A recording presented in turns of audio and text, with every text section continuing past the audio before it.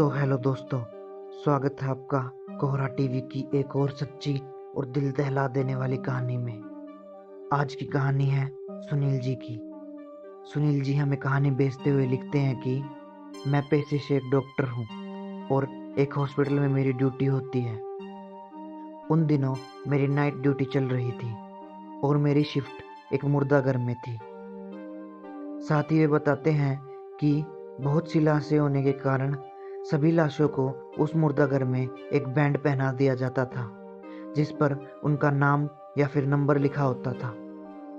उस रात मैं वहां से काम करके निकला तो मैंने लिफ्ट लेने का फैसला किया क्योंकि मुर्दाघर ऊपर की मंजिल पे था।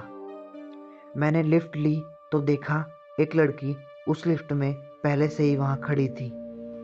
मैंने उस पर ज़्यादा ध्यान नहीं दिया क्योंकि मैं फ़ोन पर अपने घर पर बात कर रहा था। कुछ देर बाद जब मेरा फ़ोन कटा तो मैंने उस लड़की से बात करने की कोशिश की और मुझे पता चला कि वो लड़की स्वभाव से काफ़ी शांत थी। लिफ्ट जब नीचे पहुंची तो एक लड़की वहां पहले से खड़ी थी। वो लड़की अंदर आना चाहती थी। मैंने तुरंत उस लड़की को बोला कि ये लड़की, इस लिफ्ट में जगह नहीं है, तुम कहीं और से जाओ। और मेरे गुस्सा होने व इस तरह डांटने पर वो लड़की वहां से थोड़ी देर बाद चली गई, लेकिन कुछ उसने नहीं बोला। इस पे मुझे लिफ्ट वाली लड़की ने कहा कि ये आपने क्यों किया? ऐसा किसी के साथ करना आपको शोभा नहीं देता। आप डॉक्टर होके ऐसा बिहेव करते हैं, ये तो गलत बात है ना।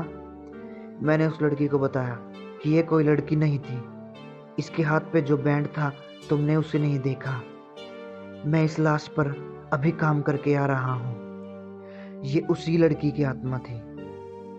इस पर वो लड़की ने व्यंग्यपूर्वक हंसते हुए मेरी तरफ अपना हाथ ऊपर कर दिया।